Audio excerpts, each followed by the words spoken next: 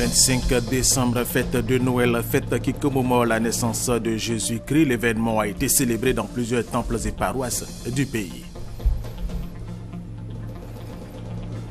La direction départementale du commerce de Soubré a procédé à l'incinération de produits prohibés d'une valeur de plus de 47 millions de francs CFA saisis sur le marché de la région. L'incinération a eu lieu en présence des autorités de la ville. Le Conseil de sécurité de l'ONU a adopté une résolution qui soutient le futur gouvernement libyen d'union nationale prévu par l'accord de Skirat signé au Maroc par les belligérants. Nous en parlons dans cette édition. Mesdames et messieurs, bienvenue et merci de suivre les informations sur RTI 1. Nous sommes aujourd'hui le 25 décembre, fête de Noël, fête qui commémore la naissance de Jésus-Christ. L'événement a été célébré dans plusieurs temples et paroisses du pays. Grâce Kando. Un enfant nous est né, un fils nous est donné. Cette parole biblique tirée du livre d'Isaïe au chapitre 9, verset 6, annonce la naissance de Jésus, Fils de Dieu et Sauveur du monde. Ce vendredi 25 décembre, les chrétiens commémorent la fête de Noël. Jésus, qui s'est fait chair pour sauver l'humanité, est célébré. Les fidèles de la chapelle Sainte-Jeanne d'Arc de Djibi Village, dans la commune d'Abobo, ne sont pas restés en marge de cet événement. Occasion pour le responsable de cette chapelle d'inviter les fidèles à la culture de la paix et de l'amour. Le monde entier se réjouit de la venue du Messie, qui est en fait la véritable lumière qui apparaît en plein jour pour illuminer notre vie. C'est dans la simplicité du cœur et c'est dans l'humilité que nous pourrons véritablement rencontrer l'enfant Dieu qui naît. Message auquel adhèrent les fidèles. C'est le moment de faire la paix, de vraiment ouvrir nos cœurs pour vraiment vivre ce moment-là avec joie. En tant que fidèles, nous devons nous aimer les uns les autres, nous pardonner. La nativité de Jésus a été également commémorée à l'église méthodiste unie Ebenezer d'Abidjan à Djamé. Exhortation, méditation et intention de prière ont constitué l'essentiel de cette célébration. Jésus, c'est le Verbe. C'est lui qui est venu nous connecter avec Dieu et nous. Donc, de invisible qu'il était, il s'est fait visible. De puissant qu'il était, il s'est fait impuissant pour que nous devenions puissants, pour que nous devenions visibles. Et donc, c'est sa présence. Et c'est ce que nous célébrons aujourd'hui, parce qu'il est en nous. Et nous sommes dans la joie, nous sommes dans la vie. La naissance de Jésus vient donc marquer un départ nouveau pour le chrétien. Noël est célébré par les communautés chrétiennes et nous allons voir comment les Aris ont célébré la naissance de Jésus-Christ. Et c'est avec Eugène Atoubé. Cierge en main, ils ont chanté, ils ont dansé. Les fidèles de la mission Aris Temple Noé de Yopougon-Yangon ont magnifié la nativité par une procession. Jésus est né, paix et joie sur la terre, joie aussi chez les fidèles Aris de Yopougon. Cette naissance marque le début de l'humanité, le début du pardon de toutes choses. Nous sommes heureux de recevoir le Christ parmi nous. C'est une grande joie. L'homélie du jour, tiré de l'évangile selon saint Luc, a expliqué la naissance du Christ depuis l'Annonciation jusqu'à l'enfantement de Jésus. Le prédicateur principal a relevé le sens et la portée de cet événement. Il a exhorté les fidèles à cultiver le pardon, le partage et l'amour, à l'exemple de Jésus venu sur terre pour sauver le monde. Tout le monde est en joie. On doit abandonner tous nos fétiches. Celui qui est en parole avec son frère, son père, doit se réconcilier. On doit pardonner à ceux qui nous ont offensés. Comme l'enfant Jésus, les enfants de l'église Aris ont été célébrés à travers des cadeaux qu'ils ont reçus de leurs parents. Ces enfants ont présenté des sketchs et des poèmes sur des thèmes du pardon, du partage et de l'amour, des thèmes que développe l'église. Et comme chaque année, la veille de Noël a lieu la messe de minuit hier, les fidèles chrétiens se sont déplacés massivement dans les églises pour célébrer la nativité. La première dame de Côte d'Ivoire, Mme Dominique Ouattara, était à l'église Saint-Jean de Cocody. Viviane Aïmer. C'est la paroisse Saint-Jean de Cocody que la première dame de Côte d'Ivoire, Dominique Ouattara, a choisi en cette nuit de Noël pour commémorer avec tous les paroissiens la naissance du Fils de Dieu venu sur terre. Prenaient part aussi à cette célébration des membres du gouvernement, leurs épouses et plusieurs autres personnalités dans une ambiance de ferveur chrétienne rythmée par de nombreux chants de louange et de reconnaissance à Dieu pour avoir donné au monde un sauveur. C'est Dieu qui, en Jésus, vient exprimer la puissance de sa lumière pour le monde entier. Cet enfant est l'unique sauveur qui nous donne la vie éternelle. Que cette lumière de Noël nous guide aujourd'hui, qu'elle illumine la Côte d'Ivoire et nous mène à la vie qui n'aura pas de fin. Gloire à Dieu au plus haut des cieux et paix sur la terre aux hommes et aux femmes de bonne volonté. Moment de communion fraternelle et de partage aussi, la communauté des paroissiens de Saint-Jean était heureuse de compter parmi elles en cette nuit de Noël la première dame Dominique Ouattara. Elle lui a offert plusieurs présents. La première dame, de son côté, dans son élan traditionnel de générosité, a offert un total de 7 millions de francs à la paroisse, dont 5 millions de francs pour l'achèvement d'un bâtiment en chantier et 2 millions de francs pour les autres structures de la communauté. Mais non sans omettre ses autres concitoyens à qui elle a adressé son message de Noël. Nous venons d'assister à une très belle messe de Noël à Saint-Jean-de-Cocody et je voudrais d'ailleurs remercier mon père. Je voudrais également souhaiter une très joyeuse fête de Noël à tous les Ivoiriens et toutes les Ivoiriennes et aussi à tous nos frères musulmans un très joyeux Maouloud. Et c'est dans une ambiance chaleureuse que la première dame a regagné son domicile. Et plusieurs autres fidèles chrétiens se sont déplacés massivement dans les temples et églises pour célébrer la nativité. On en parle cette fois avec Patricia Oumou-Etia. La veillée a commencé à la paroisse Saint-François-Xavier d'Abobo par l'office des lectures suivi de la messe de la Nativité. Une célébration présidée par le nonce apostolique. La miséricorde est fondamentale pour notre vie, non? Est fondamentale pour notre vie parce que nous aide vraiment à accepter les autres et d'abord à nous accepter à nous-mêmes avec nos limites, avec nos fautes, parce que nous savons et nous croyons à l'amour de Dieu. La messe de minuit rassemble beaucoup de fidèles. Elle est célébrée un peu plus tôt dans la soirée pour permettre aux enfants d'y participer. Hélas, ils sont tous rattrapés par la fatigue. Pour les adultes, c'est un jeu d'enfant. En cette nuit de Noël, le cœur est à la fête. C'est toujours une grande joie de revivre ces moments formidables que l'Église nous donne à travers la fête de la Nativité. C'est une joie et on peut se rendre compte avec toute la communauté paroissiale que cette joie est sur le visage, dans les sourires et dans la vie de tous les jours. Le curé de la paroisse insiste sur les œuvres de miséricorde et de partage à vivre en réponse à la miséricorde de Dieu. C'est un enfant que Dieu Père nous a donné et alors il vient pour que nous ayons la paix, la compassion, l'indulgence, la tolérance et que nous ayons la miséricorde les uns envers les autres. Au thème d'une messe célébrée, devant plusieurs fidèles, le nonce apostolique a prié pour la paix en Côte d'Ivoire.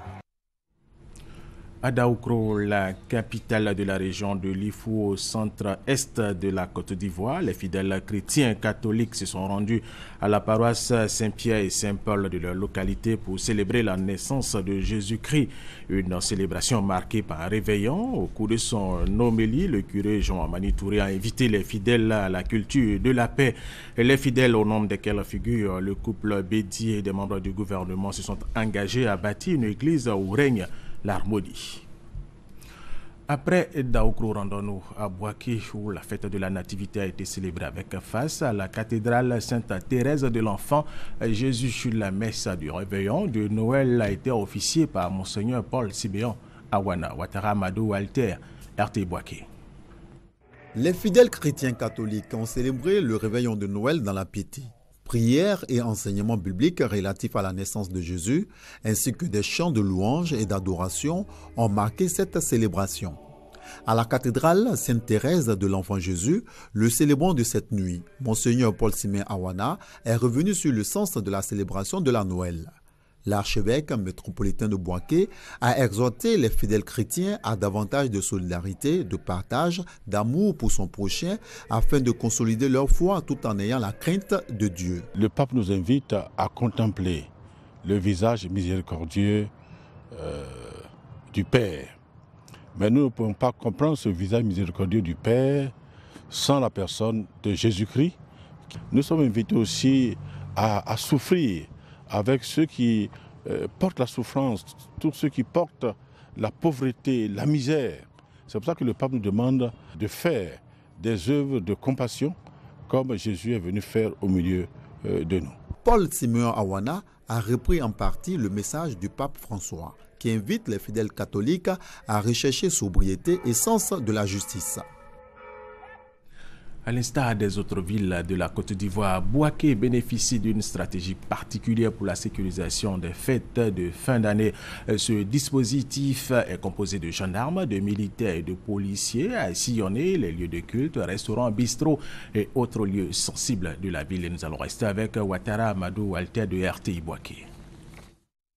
Section d'hommes en tenue, composée de gendarmes, militaires et policiers déployés sur l'étendue de la commune de Bouaké. Objectif de leur mission, la sécurisation du réveillon de Noël. Une présence des forces de l'ordre et de défense qui rassure les populations. La présence des forces de l'ordre, c'est une bonne chose pour nous. Ça prouve que vous surveillez vraiment la population. Il n'est pas que vraiment il y a du banditisme. Pour la présence des forces de l'ordre nous convient beaucoup. Ça nous rassure en la sécurité. Bon, ça se passe bien. Pour les autorités administratives et les grands commandements, c'est l'occasion pour les forces en présence de prouver aux populations la bonne cohésion qui règne entre les hommes en tenue. À chaque étape, des consignes, des messages d'encouragement sont laissés aux agents sur le terrain. Vous demandez d'être très vigilants relativement donc à cette fête-là. Les populations comptent beaucoup sur vous afin qu'elles puissent passer des fêtes de fin d'année dans la sérénité. Les lieux de culte, de réjouissance, le CHU, les corridors et plusieurs autres points sensibles ont été visités et sécurisés. Nous sommes allés aux urgences où jusqu'à 7 heures, il n'y a aucun accidenté, ce qui est vraiment à saluer. Et nous avons fait un tour également dans les lieux de réjouissance où les gens commencent déjà à rentrer dans la fête, comme on le dit. Et je pense que déjà c'est bien parti. Nous souhaitons que tout se passe très bien et que tout se termine très bien. Dans l'ensemble, le 24 décembre 2015 s'est déroulé dans la quiétude à Bouaké. La nuit du 24 décembre a été consacrée à la messe du réveillon de Noël pour les chrétiens. Cela s'est passé dans les églises, bien sûr. Les autres populations n'étaient pas dans les lieux de prière, mais dans les lieux de distraction. Voyons l'ambiance de la nuit dernière avec Doigt des Lasers. Plateau, lieu de convergence des populations abidjanaises cette nuit du 24 décembre, le réveillon de Noël chez les chrétiens, elles y viennent pour admirer les sapins lumineux et autres jets de lumière installés dans la commune. Ça fait la 3e fois que nous venons regarder. Cette année, c'est joli, c'est admirable. Ça nous permet de ne pas aller dans certains endroits. En fait, on peut venir passer plus de temps ici. On profite pour bien s'amuser avec. De Yopougon à Cocody, en passant par Adiamé, l'ambiance est toute différente. Les maquis et les bars sont des lieux de distraction des populations. Par exemple, dans ce bar, le décor est planté.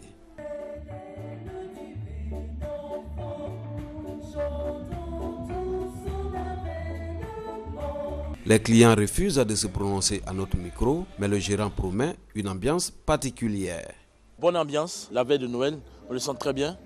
Parce que bon, nous, on a une clientèle sélecte, mais on a pas mal de réservations. Je pense que la messe est bientôt finie, donc là, on va commencer à avoir du monde. Dans la commune d'Abidjan, l'ambiance de la nuit du réveillon de Noël est à son comble. Les Ivoiriens sont présents dans les lieux de distraction. Noël est célébré par les chrétiens. La communauté musulmane de Côte d'Ivoire a aussi célébré le Maouloud de la naissance du prophète de l'islam. Les fidèles musulmans se sont aussi mobilisés pour cette fête et c'était dans la nuit du 23 au 24 décembre dernier.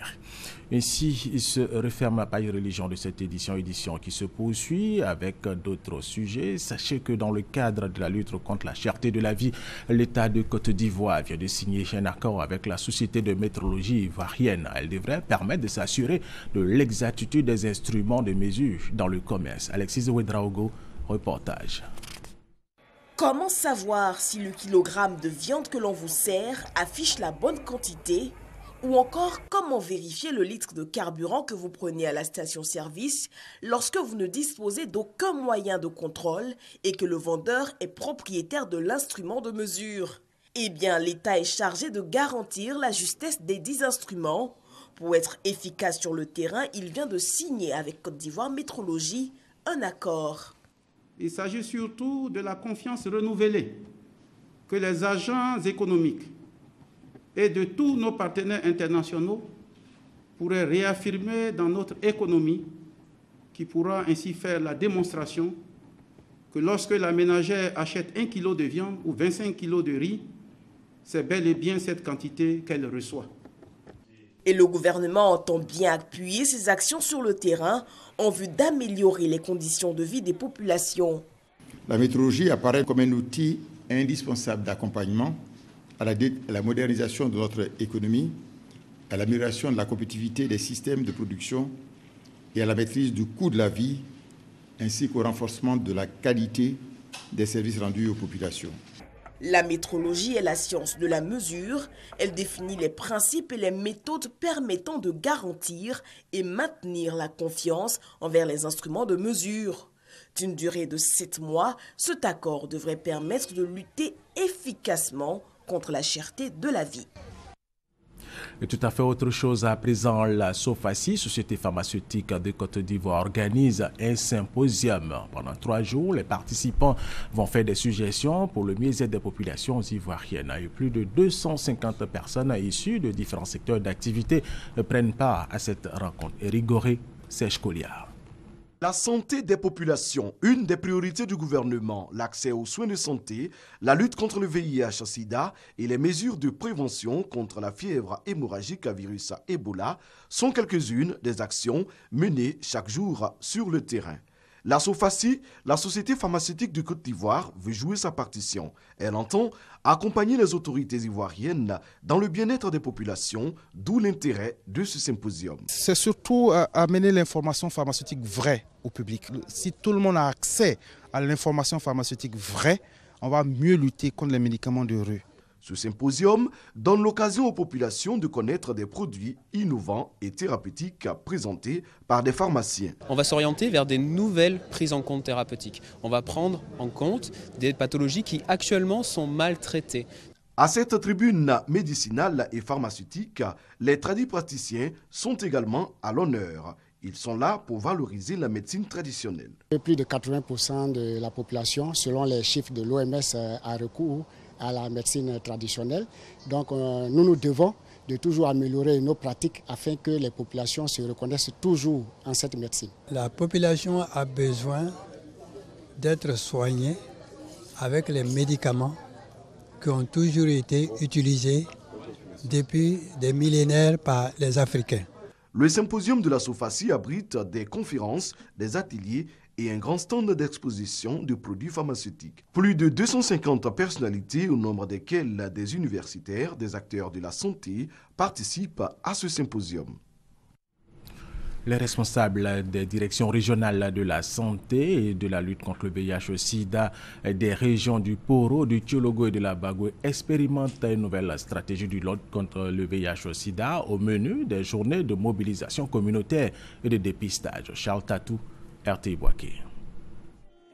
La crise sociopolitique qu'a traversé la Côte d'Ivoire n'a pas rendu la tâche aisée aux régions du district des Savanes en matière de lutte contre le VIH-Sida. Un nombre important d'enfants abandonnés du fait du VIH enregistré dans la ville de Korogo. Les OEV, je suis déjà à 2700. OEV, les enfants orphelins du fait du VIH. Une mère qui, quand elle sent qu'elle est séropositive et qu'elle accouche, de peur ne pas peut-être s'en charger, la personne en cachette peut déposer l'enfant quelque part. On a eu des cas. La situation est alarmante vu l'insuffisance de moyens qu'affiche la région face à cette pandémie qui endeuille les familles. Des ONG qui, avant la crise qui existe, ont mené des actions très remarquables dans la région. Ces ONG malgré leur expérience sur le terrain, ne bénéficient pas des financements.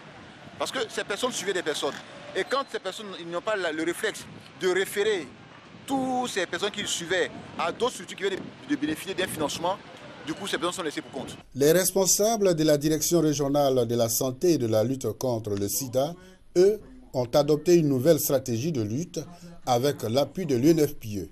Cela afin de diffuser les messages clés sur le conseil dépistage et susciter la demande de dépistage au sein de la population. Ils font donc la mobilisation communautaire et la promotion de dépistage du VIH. Leur activité de 4 jours menée sur 5 sites et dans 4 centres de santé choisis pour la circonstance leur ont permis de faire dépister plus de 3000 personnes, dont 1000 femmes. Et nous allons rester dans le domaine de la santé chez les responsables de l'organisation non gouvernementale Ariel Glise ont construit un espace de jeu pour enfants à l'hôpital général de Soubré. Objectif, leur offrir un lieu sain pour éviter tout risque de contamination. Honorine Kakoubla Nigori pour plus de détails. Une aire de jeu pour enfants entièrement équipée offerte à l'hôpital général de Soubré par l'ONG Ariel Glise. La remise de cet espace de jeu répond, selon les responsables de l'ONG, à un besoin d'offrir aux enfants des patients et des visiteurs un cadre de gaieté et de distraction dans un environnement sain, loin des zones à risque. Des enfants. Les enfants nous signalent des choses. Si nous le prenons à temps, nous pouvons véritablement les aider à se restaurer, à se reconstruire et à devenir celui qui doit devenir un homme par la suite. Je voudrais vous dire que ce n'est pas grand-chose, l'aire de jeu, mais nous pensons que c'était important, utile pour l'hôpital général de Soubré. Le premier responsable de l'hôpital a salué l'assistance continue de l'ONG Ariel Glise à l'endroit de l'hôpital.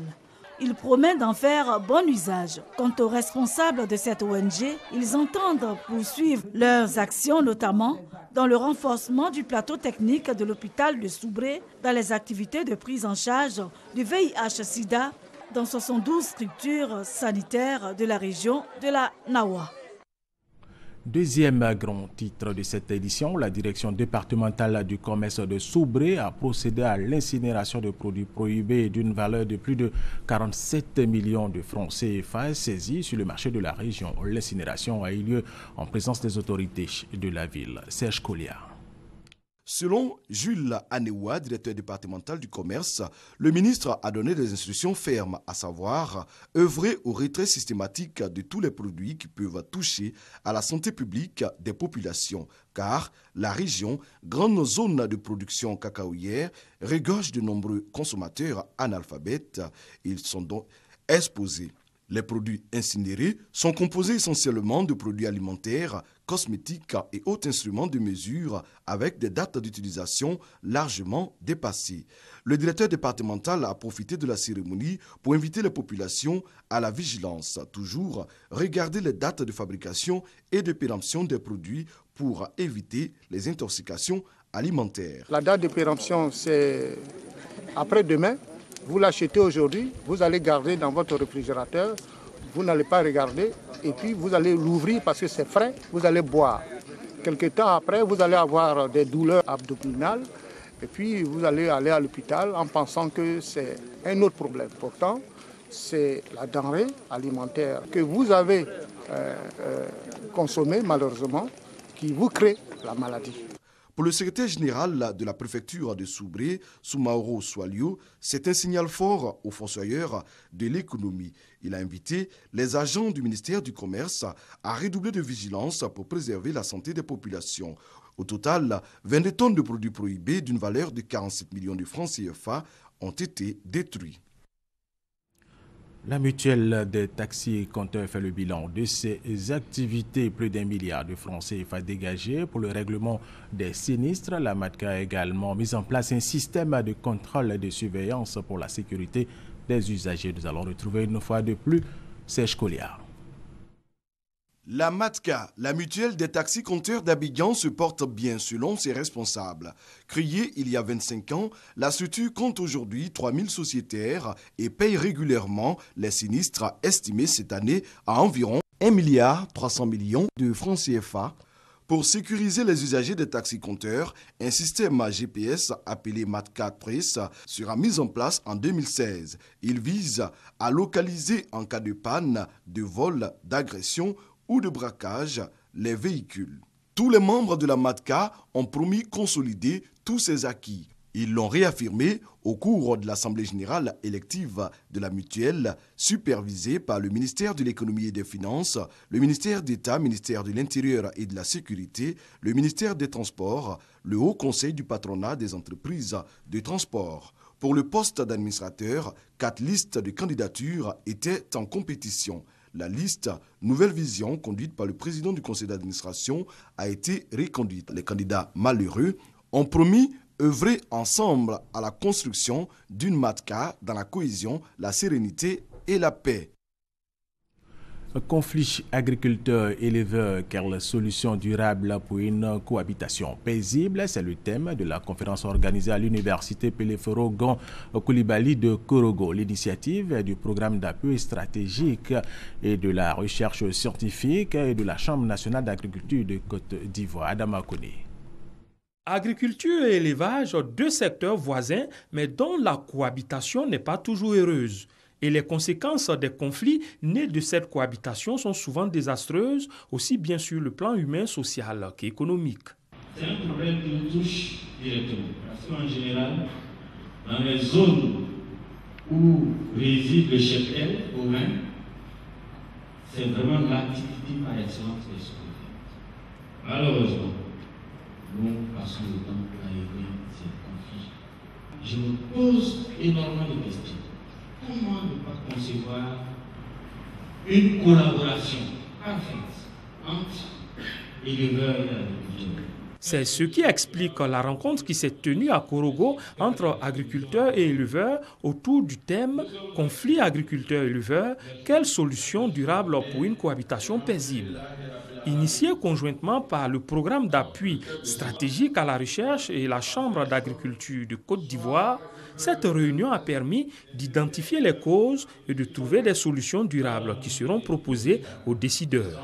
Des solutions qui se résument à la création de comités villageois à travers tous les villages et hameaux du pays pour le règlement à la base des conflits et au renforcement des capacités des magistrats sur le cadre juridique de la transhumance des troupeaux. À l'issue des échanges, les participants ont également recommandé la formation des cadres et acteurs exerçant dans ces 2 secteurs importants de l'économie ivoirienne.